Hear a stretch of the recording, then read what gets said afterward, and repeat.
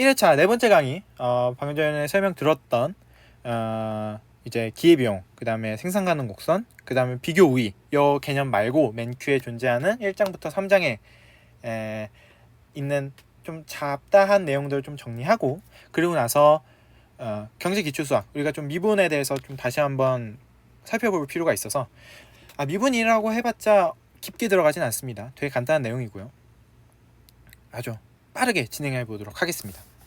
자, 일단은 첫 번째로 유량과 저량을 우리가 좀 구분할 필요가 있는데, 유량은 flow라고 얘기하고요, 저량은 stock이라고 얘기합니다. 유량은 말 그대로 흐를 유자 써서 그 기간에 있는 모든 수치를 포함한 것이 유량입니다.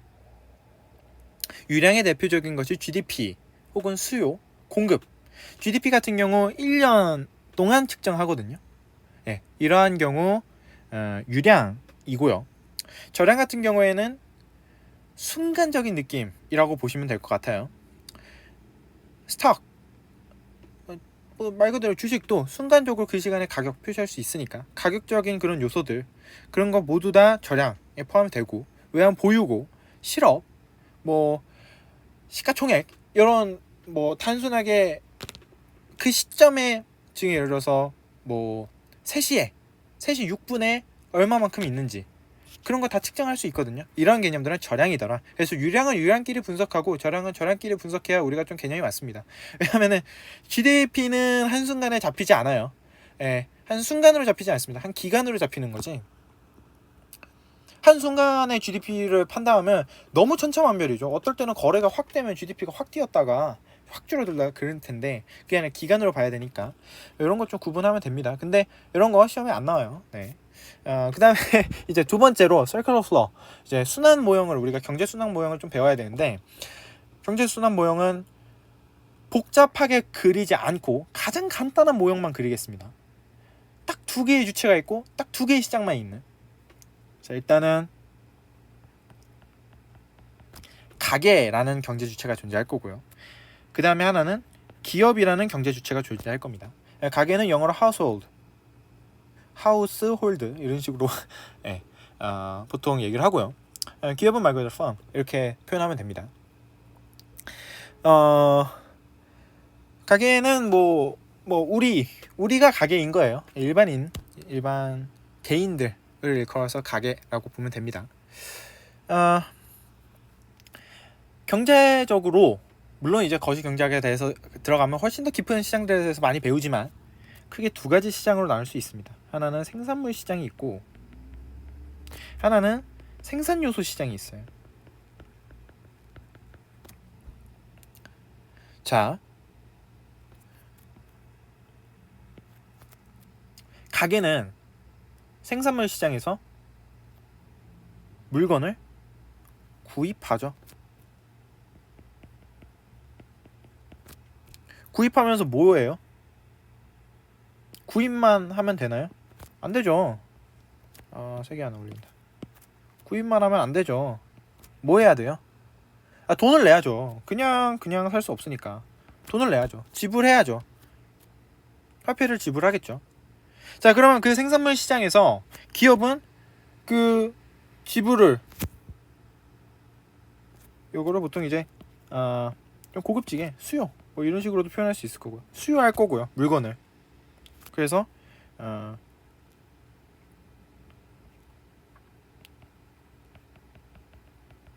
돈을 주겠죠. 화폐를 주겠죠.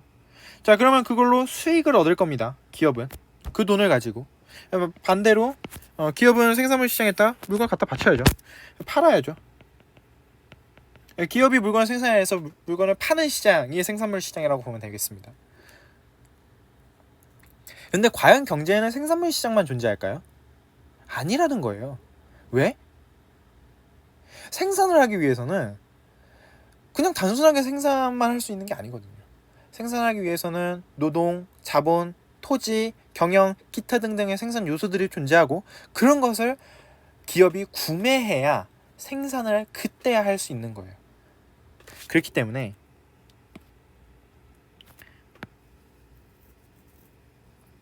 생산 요소 시장에서 기업이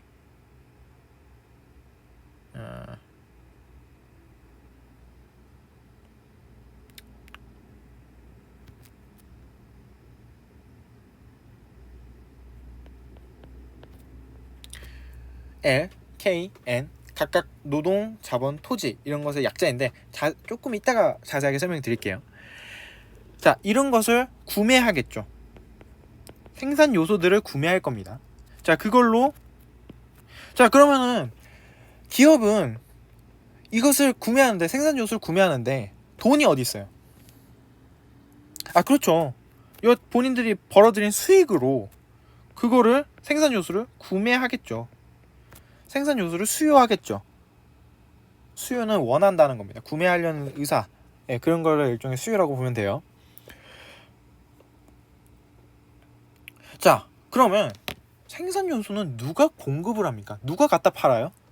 그걸 좀 우리가 알 필요가 있는데, 누가 갖다 파냐면 바로 가게가 갖다 팔죠. 에? 에? 왜? 그런 생각이 들겠지만, 가게가, 우리는 특히 일반인들은 우리의 노동을 갖다 바치죠. 우리의 노동이 그 기업에 있어서는 생산하는데 필요한 요소인 거예요. 즉, 생산 요소를 구매한 거죠. 나한테 월급을 주면서. 지금 힌트가 나왔죠. 그러면서 생산 요소 시장에서 가게는 수입을 얻죠. 이것도 영어로 표시할게요. WR 이런 식으로 표현하게 됩니다.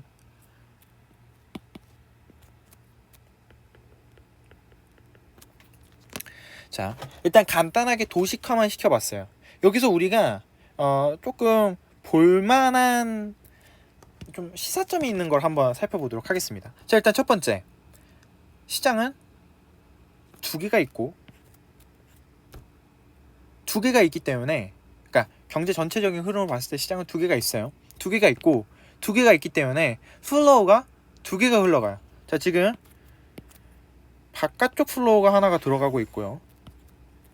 자, 그 다음에 안쪽에 있는 플로우가 하나 들어가고 있어요. 좀 보이시죠? 자, 지금 안쪽에 있는 플로우는 보면 화폐적인 돈이에요. 자, 일단은 요것부터 볼게요. 자, 얘 보면 화폐로 해서 돈을 내고 사는 거죠. 자, 수익이에요. 자, 화폐로 얻는 거죠. 자, 구매했어요. 이거 화폐로 내는 거죠. 자, 임금, 그 다음에 여기서 이제 지대라고 이윤 지대라고 할 건데, 자, 요거 돈으로 주죠. 자, 하나는 화폐적인 흐름이 있어요. 자, 그 다음 두 번째, 자, 물건 갖다 사죠. 물건 갖다 팔아야죠. 생산 요소 갖다 공급하죠. 생산 요소 가져가서 구매하죠. 자, 이렇게 바깥쪽은 물건 혹은 생산 요소가 이렇게 돌아가는 플로우가 하나가 있어요. 자, 여기 지금 가장 좀 시사점이 있는 포인트인데, 시장이 두 개가 존재해요. 크게 분류하자면 생산물 시장과 생산 요소 시장. 자, 그렇게 존재할 때 하나는 화폐적인 금전적인 흐름이 하나가 있고, 하나는 물건적인 흐름이 하나가 있더라. 두 가지 흐름이 존재한다. 요거에 대해서 일단 우리가 알아야 되고요. 자, 두 번째로는 이 부분, 생산 요소 시장에서 공급은 그래서 누가 합니까? 생산 요소를 누가 공급해요? 노동, 자본, 토지 누가 공급합니까? 가게가 공급한다는 거예요. 이게 두 번째로 우리가 뭔가 뽑아낼 만한 시사점입니다. 우리가 근본적으로 생각하는 웬만한 시장들은 생산물 시장이기 때문에, 원래는 생산물 시장에서는 기업이 공급자고 가게가 수요자인데, 생산 요소 시장에서는 그렇지 않다라는 거죠. 그것이 우리가 조금 볼만한 포인트입니다. 자, 이제 생산 요소에 대해서 이제 조금 더 자세히 설명드리자면, 요거 이제 두 가지 볼만한 포인트였고, 생산 요소는 크게 세 가지가 있고, 제일 중요한 거는 노동과 자본이 됩니다.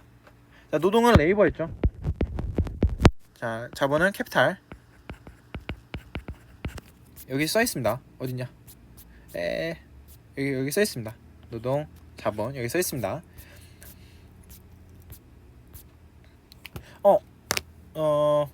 캐피탈 C 아닙니까? CC 아닙니까? 아, 예, C 맞아요. 맞는데 C로 사용할 게 훨씬 더 많아요. 다른 곳에.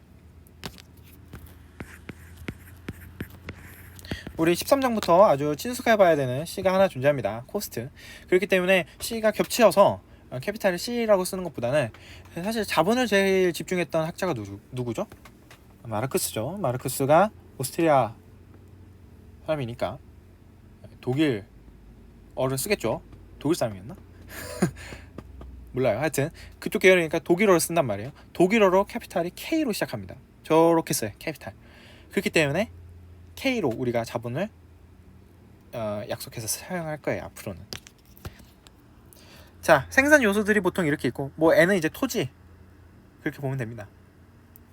자, 레이버 같은 경우 이에 대한 대가로 가게가 뭘 얻죠? 임금을 얻죠. 웨이지. 자,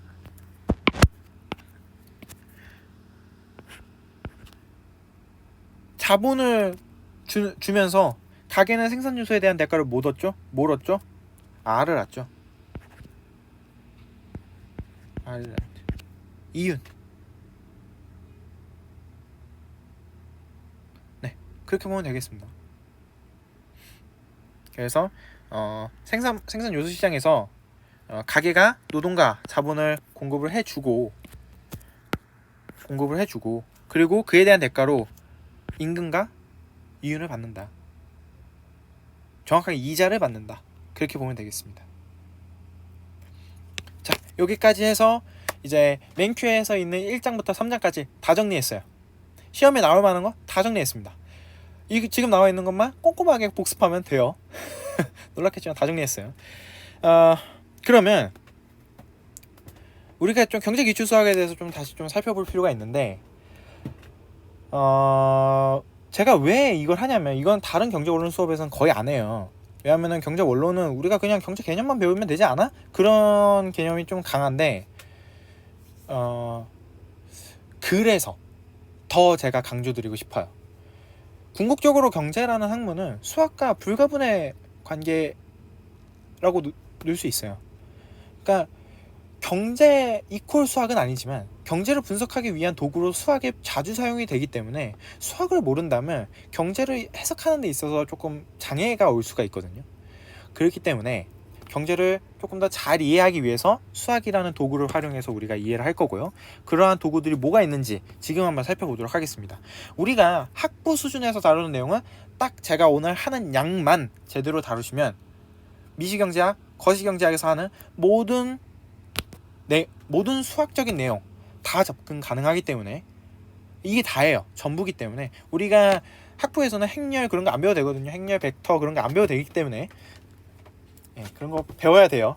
배워야 되는데 학부 수준에서는 필요가 없어서 단순하게 내생변수, 외생변수 그 다음에 미분에 관련된 내용까지만 다루도록 하겠습니다. 시작을 한번 해보죠. 일단은 내생변수와 외생변수가 뭐냐, 이 개념은 바로 좀 있다가 1회차 5강 혹은 다음 수요 파트에서 바로 나오게 되는 내용을 지금 땡겨 쓰도록 할게요. 조금 어려운 내용인데 한번 잘 설명을 드렸으면 좋겠고, 지금 이해가 안 될 수가 있습니다. 왜냐? 지금은 내용을 안 배웠으니까.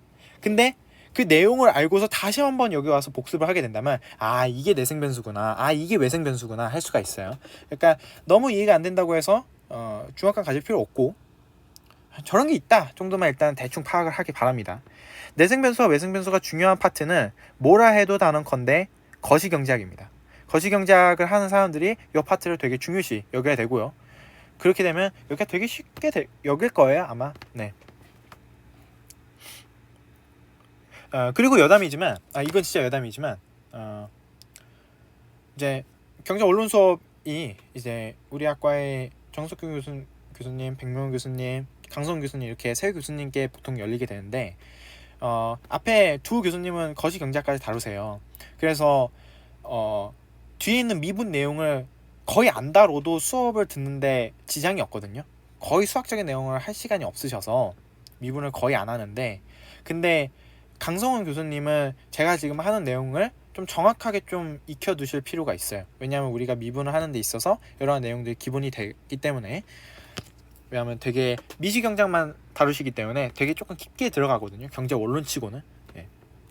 때문에 좀 집중해서 들으셨으면 좋겠습니다. 자, 일단 내생 변수와 외생 변수 이렇게 시작 한번 해볼게요. 자, 이걸 설명할 때 가장 좋은 설명이 뭐냐면 D는 D로 시작하는 걸 시작하면 돼요. 자, 이게 뭐냐? 자, demand 펑션에 대해서 다룰 겁니다. 수요 함수에 대해서 다룰 건데요. 자, 어떤 한 재화의 수요에 영향을 미치는 요소가 뭐가 있을까요? 자, 일단 첫 번째로는 만약에 그 재화가 x제라면 x제의 가격 price of x가 영향을 미치겠죠. 걔만 영향을 미칠까요? 아니요. 소득도 미칠걸요? 소득을 m 혹은 y 등으로 표시합니다. 소득만 내 수요에 영향을 미칠까요? 또 뭐가 미칠까요? 관련 재화의 가격. 걔가 만약에 관련 재화가 y제라면 y제의 가격도 이 수요에 영향을 미치겠죠.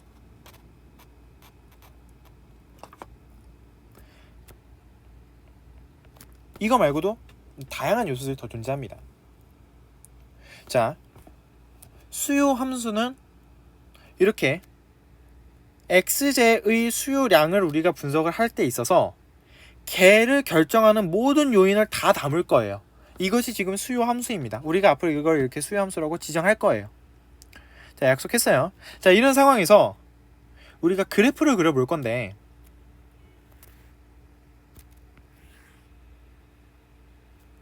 자, 보통 수요는 수요량과 가격의 관계에서 보통 이런 식으로 가져가게 됩니다. 가격이 높아지면 당연히 적게 사겠죠. 가격이 낮아지면 더 많이 사겠죠.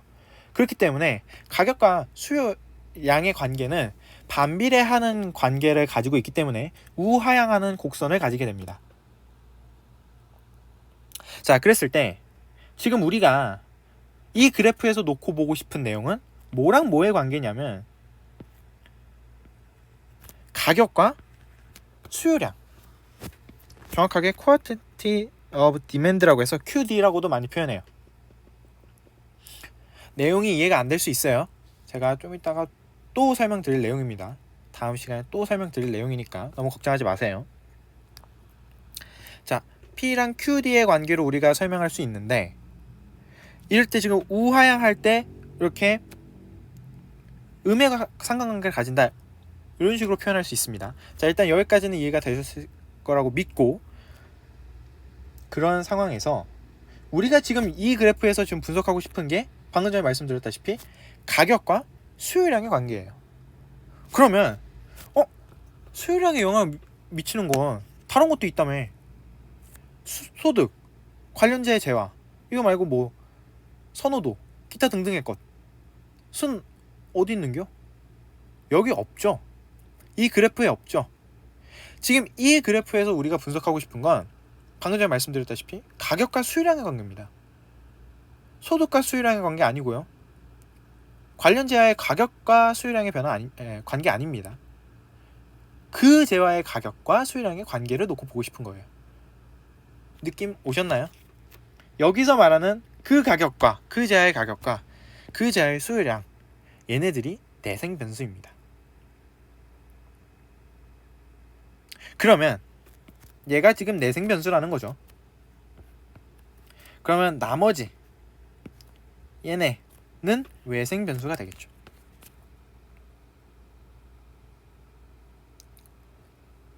즉 우리가 이 수요 곡선 그래프를 그릴 때 우리가 놓고 보고 싶은 건 얘네 둘의 관계인 거예요. 그러면 나머지 요소들은 같다라고 고정을 시켜야겠죠.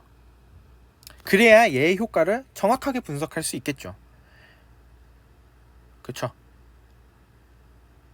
그래서 이런 경우 P와 QD가 내생 변수고 나머지는 외생 변수더라, 이런 식으로 볼 건데, 한 발 더 들어가서 가격이 변화했어요. 그 재화 X제의 가격이 변화했어요. 자, 그랬을 때 가격이 변화합니다. 그럼 어떻게 되죠? 수요량이 늘어나죠. 그쵸? 지금 내생 변수의 변화가 생겼더니 그 곡선에서 표현할 수가 있었습니다. 자, 그런데 만약에 얘네들이 다 같다라는 지금 가정을 하고 있었는데 얘네들이 가정이 아니라 얘가 갑자기 변했어요. 소득이 갑자기 변했습니다. 자, 그렇게 되면 같은 가격 체계 하에서도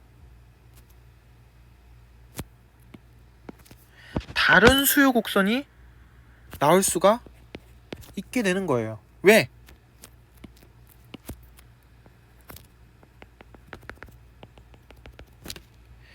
지금 우리가 여기서 처음에 놓고 본 건 다른 요소들이 다 외생 변수들이 다 고정되어 있는 상태에서 가격 변수만 변했을 때 수요량이 어떻게 변하는지를 놓고 보는 건 곡선상에서 우리가 표현할 수 있다. 왜? 걔네들은 내생 변수들의 관계고 내생 변수들의 관계를 나타낸 게 그래프이기 때문에 그렇잖아요.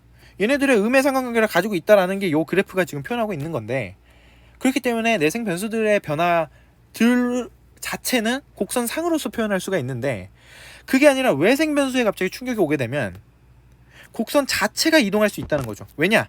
같은 가격 체계 하에서도 얘가 바뀌면 수요량이 달라질 수가 있거든요. 같은 가격 체계 하에서도 다른 수요량이 존재할 수 있기 때문에 그렇기 때문에 이 외생 변수가 변하게 되면 곡선 자체가 이동하게 됩니다. 자, 다시 정리할게요. 우리가 그래프에서 놓고 보고 싶은 요소는 제일 중요한 요소가 될 거고 그 요소들을 불러서 내생 변수라고 할 겁니다. 자, 내생 변수끼리 변했어요. 그러면 그래프 상으로서 표현할 수 있어요. 왜? 그래프 자체가 내생 변수 간의 그 관계를 표현하는 게 그래프이기 때문이에요. 그런데 내생 변수가 가만히 있는데도 외생 변수의 충격이 와서 외생 변수가 변했습니다. 그렇게 되면 같은 내생 변수 체계 하에서도 다른 내생 변수가 존재할 수 있기 때문에 곡선이 이동할 수 있다는 거죠. 이해가 됐죠?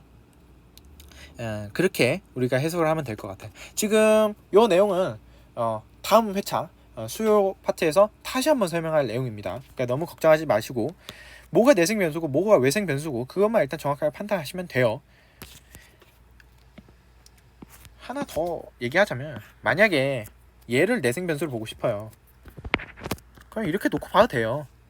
소득의 변화로 수요량이 어떻게 변하는지 만약에 이런 식으로 그래프가 있다면 요거는 이제 일정하지 않습니다. 이런 그래프도 생길 수도 있어요.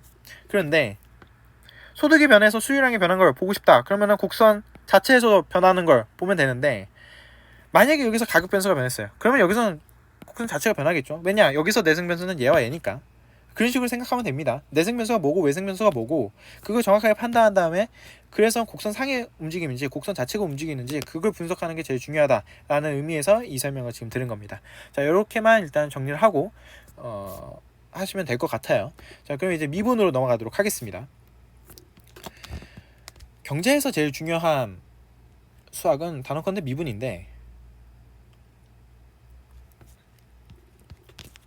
추가적으로 한 단위 더 요구할 때 나타나는 변화분을 일컬어서 한계라는 개념을 우리가 도입을 하게 될 건데 경제학에서 매우 중요합니다.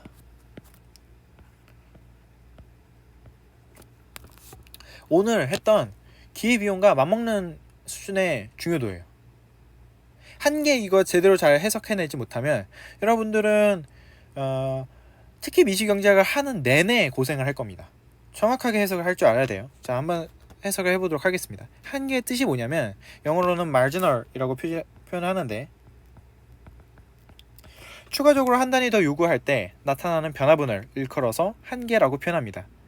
자, 다시 추가적으로 한 단위 더 요구할 때 나타나는 변화분을 일컬어서 한계라고 합니다. 자, 이것만 놓고 봤을 때 한계가 무슨 뜻인지 정확하게 이해하기가 어려워요. 그래서 한계는 한계 뒤에 한계 자체로만 쓰이지 않고 한계 효용, 한계 비용과 같은 어떤 단어들이 더 붙여서 완성된 단어로 우리가 표현을 하게 되는데, 한계 효용은 그래서 추가적으로 한 단위 더 구매할 때 얻게 되는 효용의 변화분, 이 한계 효용이고요.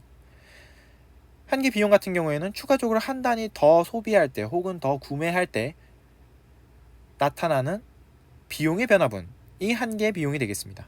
자, 예시를 한번 들어보죠.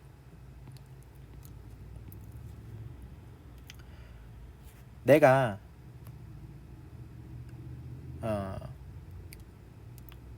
과자를 하나 샀어요. 과자를 하나 샀을 때 먹어서 100만큼의 효용을 얻었다라고 칩시다.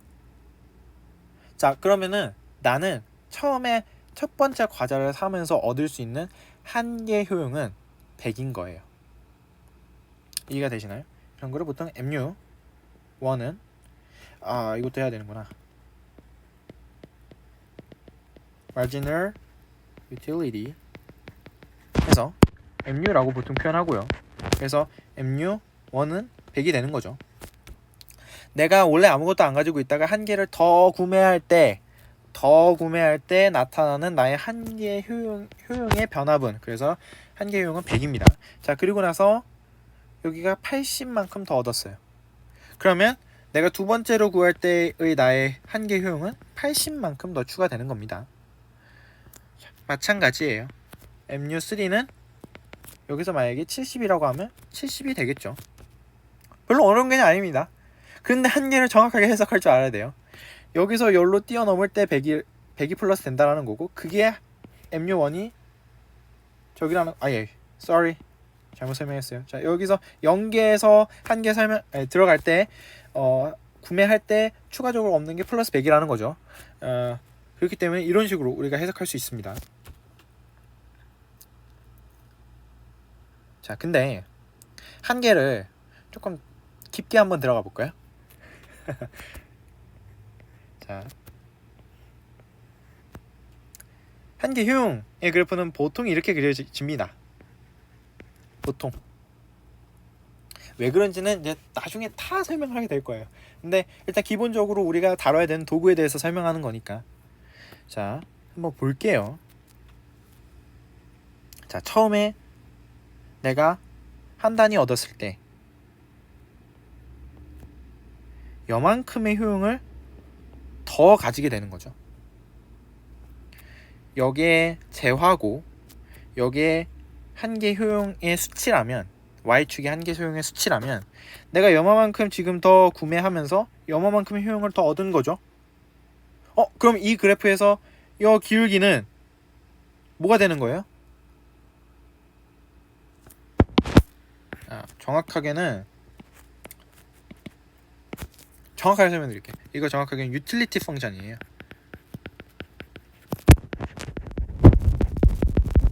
효용함수가 이렇게 생겼습니다. 자, 이게 왜 이렇게 생겼는지는 너무 궁금해하시지 마시고, 만약에 이런 함수가 있다고 칩시다. 자, 그랬을 때 나의 유틸리티가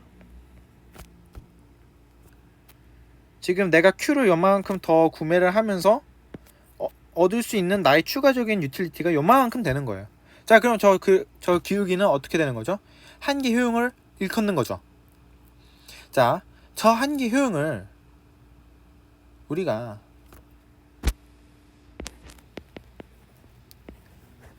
리미트를 사용하게 되면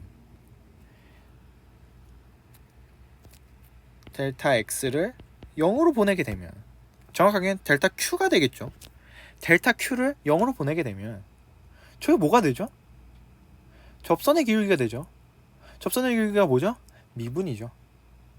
그렇기 때문에 이 한계라는 개념은 경제학에서 곧 수학적으로 뭐로 표현한다? 미분으로 표현할 수 있습니다. 혹은 도함수로 표현할 수 있습니다.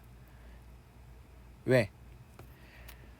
내가 한 단위 더 구매해서 얻을 수 있는 효용이 요만큼 증대되는 거니까 요것의 기울기가 MU, Marginal Utility, 한계 효용을 일컫는 건데, 이것을 델타 Q, 그러니까 델타 X를 0으로 보냈을 때 리미트를 씌워봐요. 그렇게 되면 계속 한 점으로 응집해가지고 결국에는 수렴할 테니까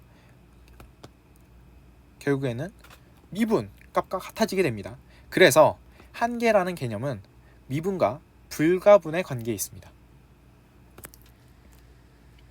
그래서 우리가 미분을 잘해야 된다라고 경제학자들이 얘기하는 거예요. 한때 그 교육 과정이 좀 엇갈려서 문과들이 그 미분을 안 배운 적이 있습니다. 네, 안 배운 그 교육 과정 세대가 있는데 그때 이제 기겁했다고 해요.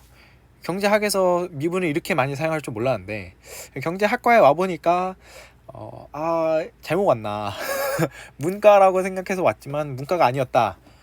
근데 이러한 기본적인 내용 아주 고등학교 미적분 원 우리가 흔히 다뤘던 단순한 그 수열에 극한 함수에 극한 내용만 정확하게 알고 있다면 이 내용이 미분과 별반 다를 게 없다라는 결론을 얻을 수가 있죠. 그렇기 때문에 우리가 미분을 잘해야 되는데 미분에 지금 보면 지금 교환을 보면 두 개의 규칙이 있어요. 파워 룰이 있고 체인 룰이 있습니다. 자, 그런데 파워 룰은 우리가 이미 많이 사용을 했던 규칙이에요. 미분할 때 이렇게 규칙이 되더라. 이거 리미트 씌워서 실제로 계산하게 되면 이렇게 계산 결과가 나오잖아요. 이런 도출 과정은 고등학교 때 이미 했었고, 그래서 조금 어려운 우리가 쉽게 접해 보지 않았던 내용의 함수들을 좀 미분을 해볼게요. 자, 일단 그냥 미분하면 개수 앞으로 끌어내리고 지수 앞에 있는 거 개수로 끌어내리고 지수는 마이너스 1 처리하는 그 우리가 흔히 생각하는 미분 방식이 파워 룰입니다. 그런데 파워 룰 이렇게 음수가 나오게 되면 어떻게 해야 되느냐 고민 많으신데 걱정하실 거 없어요. 그냥 그대로 하시면 돼요. 그대로 지수에 있는 거 개수로 내리고 지수는 마이너스 1 시키면 됩니다. 자, 그런데 지수의 마이너스가 무엇을 의미하나요? 자, 분수에 있는 지수를 의미하죠. 그렇기 때문에 이런 식으로도 의미할 수 있습니다. 같은 거예요. 그러니까 지수 안에 분수가 들어가 있으면 루트가 들어가 있는 거고요. 음수가 들어가 있으면 분모로 들어가 있는 건데 이런 식으로 표현할 수 있죠. 자, 그럼 그 밑에 거 한번 표현해 볼게요. 지수에 이제 분수가 들어가 있으면 어떻게 되냐? 마찬가지입니다. 자, 지수에 있는 거 앞으로 개수로 빼고요. 그리고 지수에 있는 거 마이너스 1 시킵니다. 자, 3분의 1에 마이너스 1이니까 마이너스 3분의 2 나오겠죠. 자, 이것도 마찬가지로 이렇게 풀었을 수 있어요. 똑같습니다. 똑같아요. 지수 앞으로 개수를 끌어내리고 지수에 있는 건 마이너스 1 시킨다. 이거는 기본적으로 간단합니다. 다 똑같아요.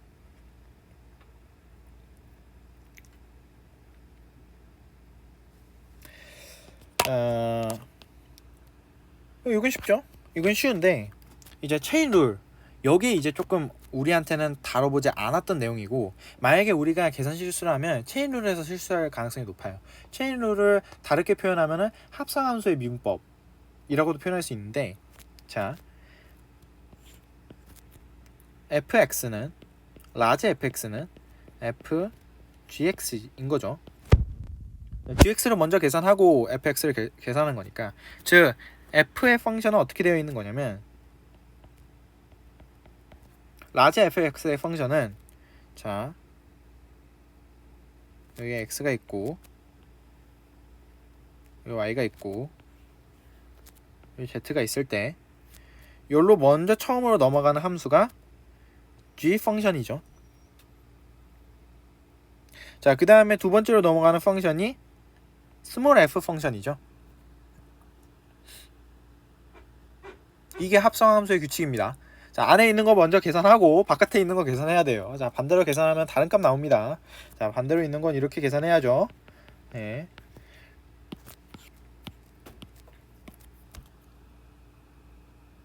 자, 그랬을 때 여기 오타가 있네요.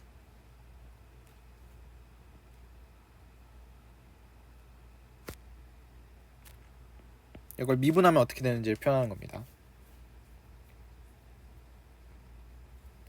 자, 그랬을 때 라지 fx를 미분하면 어떤 값이 나올까?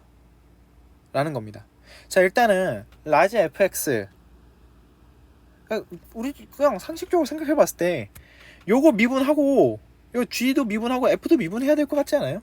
라지 fx를 미분한 건데 g만 미분하는 것도 아니고 f만 미분하는 것도 아니니까 전체 함수를 다 미분해야 되니까, 통째로 미분해야 되니까 안에 있는 두 개를 다 각각씩 미분해 줘야겠죠. 그쵸? 그렇기 때문에 이렇게 좀 복잡하게 보이는 건데 별로 어렵지 않습니다. 자, 한번 시작을 해볼게요. 자, x가 있어요. 자, 그리고 y로 갈 거예요. 자, 여기로 이렇게 가는 게 미분을 한번 때렸습니다. 자, 미분을 때릴 때 어떤 값이 나오죠? 이런 값이 나오죠. 그냥 g 펑션만 미분을 한다면 이런 값이 나오죠. 자, 그런데 원래 함수에서는 y를 집어넣으면 그거를 f 펑션에다 집어넣어서 z로 우리가 표현을 하죠. 자, 우리가 z로 표현합니다. 자, 그런데 여기서 우리가 이런 식으로 미분을 또 때려줘야겠죠. f도 우리가 미분해야 되니까 라지 f를 미분해야 되는 건 스몰 f도까지 미분을 해줘야죠. 자, 이렇게 되어 있는 건데 얘네들을 곱하면 되는 거예요. 그냥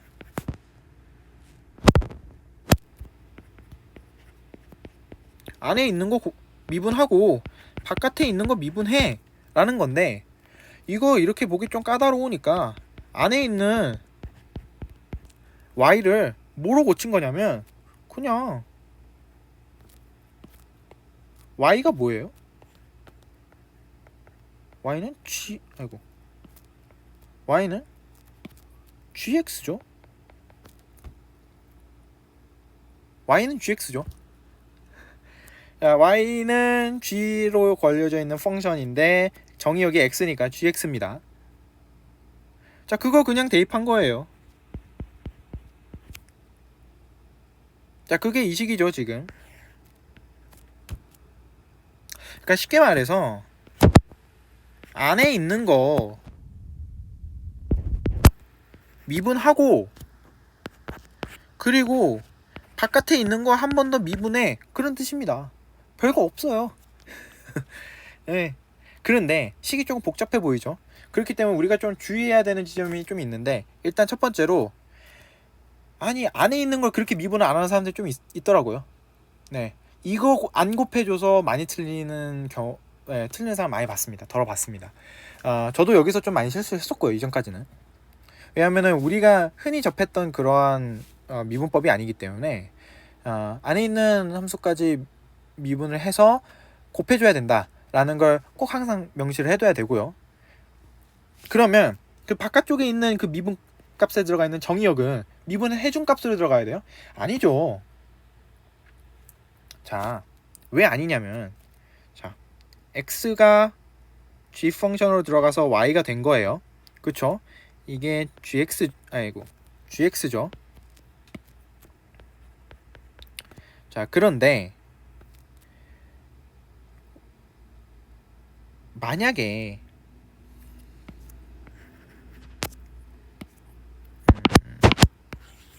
이쪽에다 설명해 볼게요. 자, 이 값을 f 펑션에 집어넣어야 z가 되는 거죠. 자, 그런데 만약에 여기다가 g'x 값을 집어넣게 되면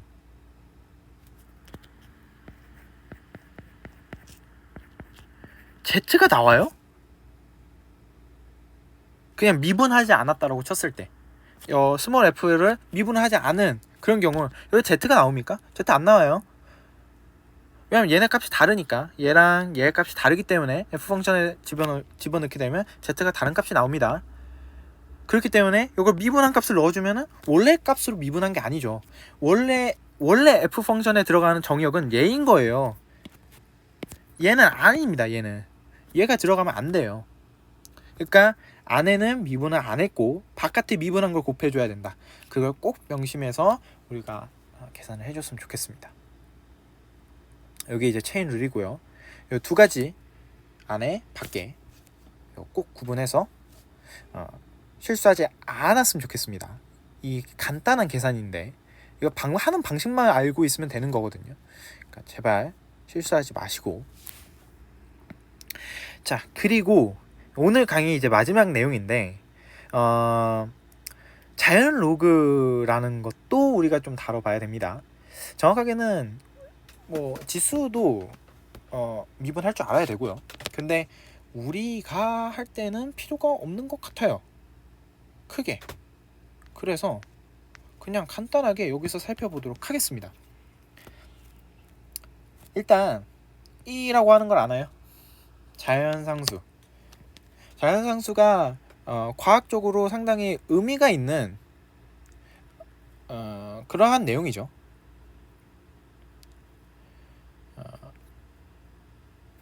그쵸?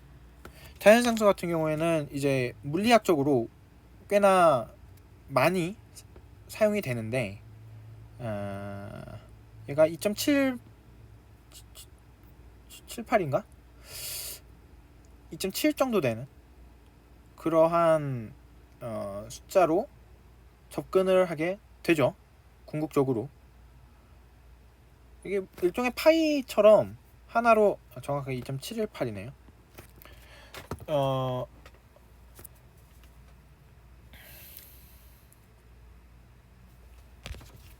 2.718 이라는 그러한 개념이 있습니다. 우리는 이제 문과여서 깊게 다루진 않았는데, 자, 우리가 로그라는 것을 배웠었어요. 기억이 안 나겠지만 예를 들어서 2의 8승이 256이다 라고 했을 때 맞나?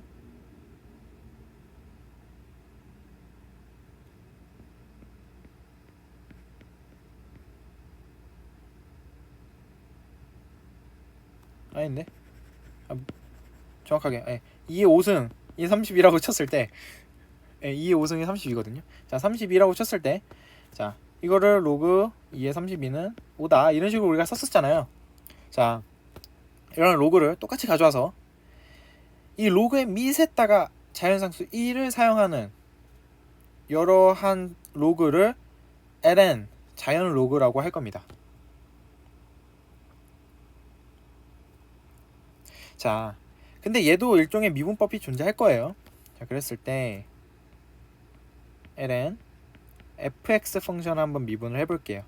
그렇게 되면 이런 식으로 미분을 하게 됩니다.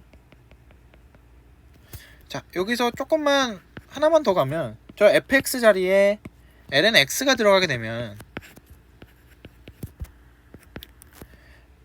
x가 여기는 x고 여기가 1이니까 x분의 1이 되겠죠. 그쵸? 이걸 이제 도출하는 방식은 정확하게는 지수의 그런 미분법부터 정확하게 차근차근 밟아가야 여기까지 미분을 할 수가 있습니다. 정확하게는.